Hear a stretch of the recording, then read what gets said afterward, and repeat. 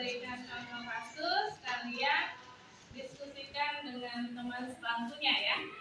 Oke, kasus yang pertama.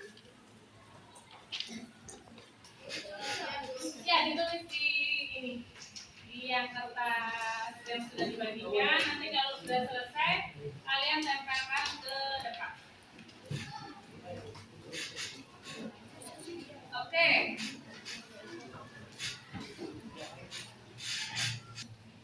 Puluhan warga Kota Kupang yang tergabung dalam aliansi Peduli Kota Kupang melakukan aksi demo di DPRD Kota Kupang. Mereka menggugat penambahan dana nilai sekitar 1,5 miliar untuk pembangunan rumah jabatan Wali Kota Kupang dan belanja 9 mobil operasional. Dewan dibatalkan. Jadi ada berapa tadi tuntutannya? 2 ya, penambahan dana untuk rumah jabatan dan pengadaan mobil operasional.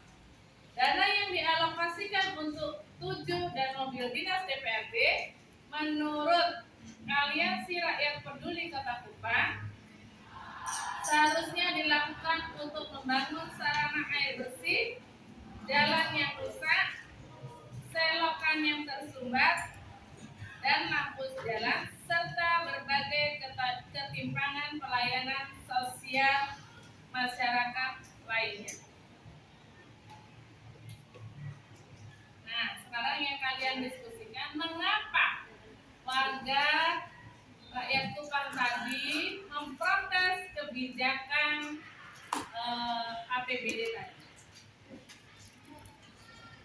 Oke, anak-anak silahkan tempel ke depan hasil diskusi kalian bersama teman sebangku. Tempelkan di papan tulis. Ayo.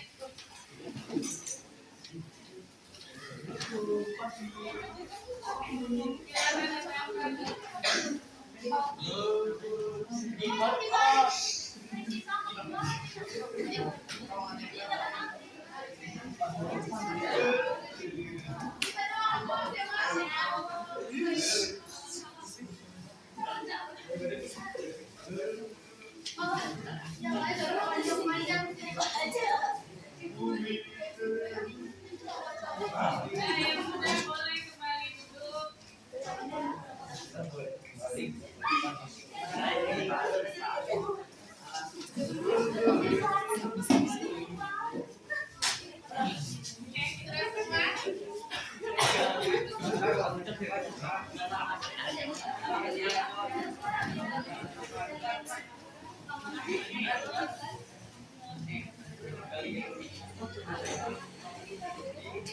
Oke, terima kasih anak-anak atas pendapatnya.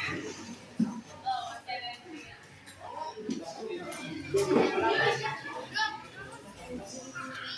Oke, Ibu minta tolong kepada Amelia dan Imas untuk menjelaskan apa yang sudah kalian tuliskan. Bagaimana Amelia?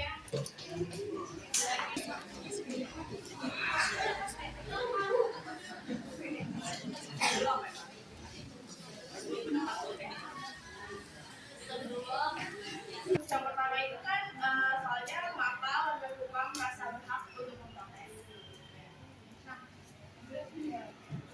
Nah, milik kita tuh karena tindakan dan dana yang diajukan tuh terlalu berlebihan dengan alasan bukan merupakan hal yang mendesak. Jadi daripada kayak buat penambahan dana, kalau pengadaan mobil operasional itu kan bukan hal yang mendesak, jadi seharusnya itu lebih dipakai untuk pertimbangan sosial, untuk kepentingan kebutuhan sosial. Kasih puas. Dari Nabila dan Nesya.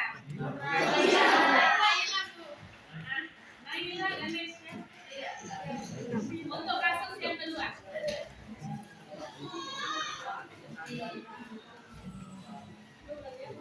Jadi kasus yang kedua kita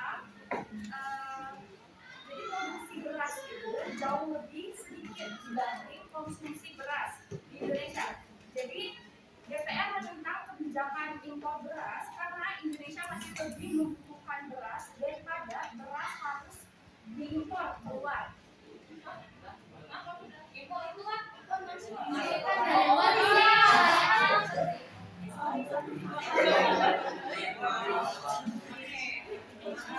ya.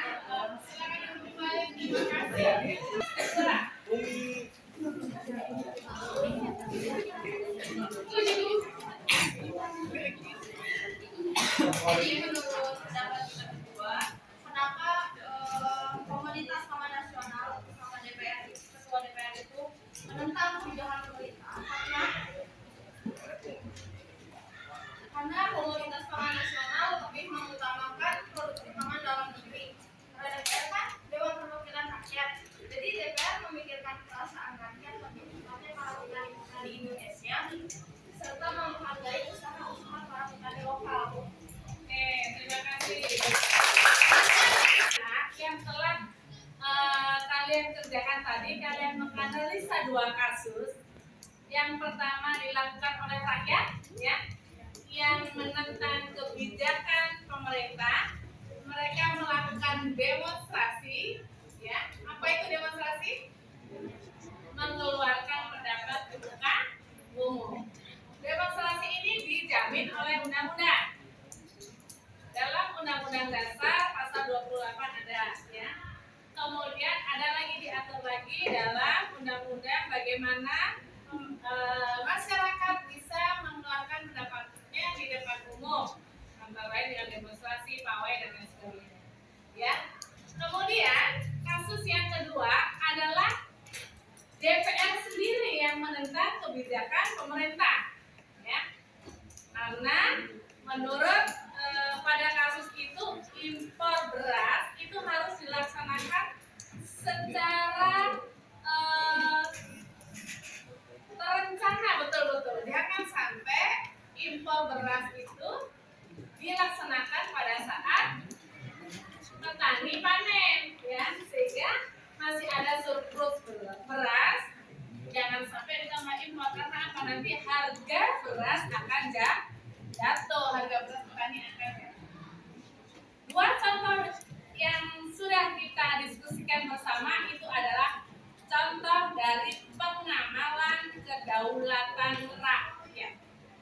Seperti kita ketahui pada pasal 1 ayat 2, Indonesia apa? Kedaulatan adalah di tangan rakyat dan dilaksanakan menurut Undang-Undang Dasar. Apa itu kedaulatan? Kedaulatan itu adalah kekuasaan tertinggi yang dimiliki oleh suatu negara. Dalam hal bangsa Indonesia, Indonesia itu menurut Undang-Undang Dasar 1945 menganut kedaulatan rakyat. Berarti kekuasaan tertinggi di tangan rakyat. Oleh karena itu, dalam Undang-Undang Dasar pula dibuka kesempatan rakyat untuk mengemukakan pendapatnya. Di samping dalam pelaksanaannya di Indonesia, kedaulatan rakyat ini melalui sistem perwakilan, yakni suara rakyat diwakili oleh anggota DPR dan DPD yang kita pilih selama 5 tahun Anak-anak, sekarang Ibu minta kalian secara berkelompok untuk mencari tahu apa itu kedaulatan, ya, menurut sumber-sumbernya, dan negara mana yang menggunakan kedaulatan tersebut. Oke, kalian buat dalam bentuk infografis di Canva. Ya, ada. Udah punya aplikasi Canva semua kan? Oke, ya. Silakan dikerjakan. Terima kasih. Negara mana aja yang kedaulatan Tuhan ini. Nah, kita cari dua hal itu, dibikinnya dalam bentuk infografis pakai Canva. Ya.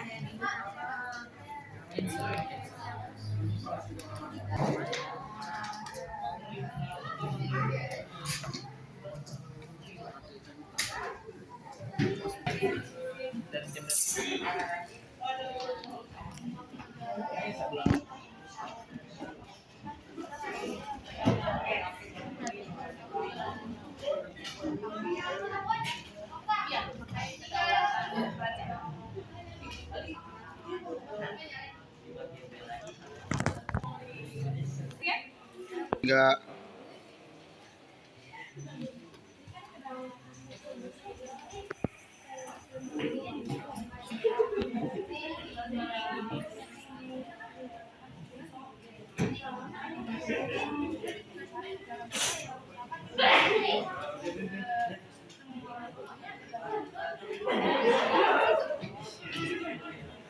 Ya, jadi kenapa Indonesia itu menganut dua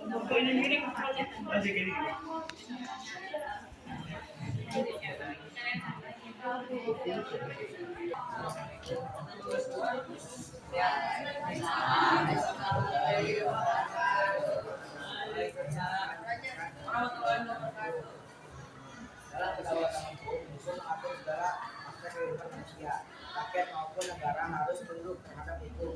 Hal ini berarti bahwa yang berdaulat adalah lembaga atau orang yang dimana mengeluarkan perintah atau langkah yang sudah diterapkan di dalam aturan hukum tersebut. Saya mahasiswa dari kelompok 7 ingin bertanya, contoh negara dari kedaulatan hukum itu apa aja ya?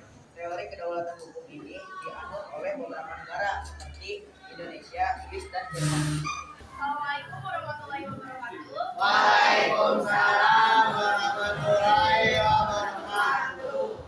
Saya perwakilan dari kelompok 7. Nama saya Basmatua akan menjelaskan tentang kedaulatan negara, teori kedaulatan negara. Yang pertama, pengertian dari kedaulatan dulu. Kedaulatan adalah kekuasaan tinggi yang dimiliki oleh suatu negara. Nah, teori kedaulatan negara adalah teori yang menjelaskan bahwa kekuasaan tinggi pada suatu negara berasal dari kedaulatan negara.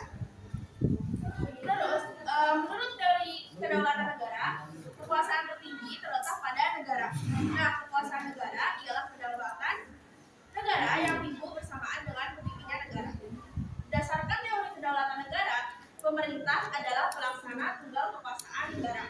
Itu kan pelaksana tunggal, jadi tidak diserahkan atau dibagi-bagikan kepada badan lain. Namun, karena negara abstrak, kekuasaan itu diserahkan kepada raja atas nama negara. Contoh negara yang mengikuti teori kedaulatan negara. Saya izin bertanya, nama saya Jihan Nur Alifah, absen 20. Apa aja sih negara yang menggunakan kedaulatan negara? Terima kasih. Oke, saya ingin jawab. Jadi contoh negara yang mengikuti kedaulatan negara ini ada Norwegia, Islandia, terus Denmark, Swedia, sama Indonesia. Terima kasih. Ya, Hari ini kita belajar tentang kedaulatan. Kita mempelajari pengertian apa itu kedaulatan, kemudian sifat-sifat kedaulatan, habis itu macam-macam kedaulatan, dan terakhir hari ini kita mempelajari sumber-sumber kedaulatan. Pelajaran untuk hari ini yang membuat kita jadi lebih aktif dan mengajarkan kita untuk berpikir lebih kritis, juga dapat mengemukakan pendapat sendiri kayak yang tadi, maju ke depan buat ngejelasin kasus 1 sama kasus 2, jadi lebih berpikirnya tuh lebih kerja keras, lebih banyak diskusi sama kelompok gitu. Terima kasih.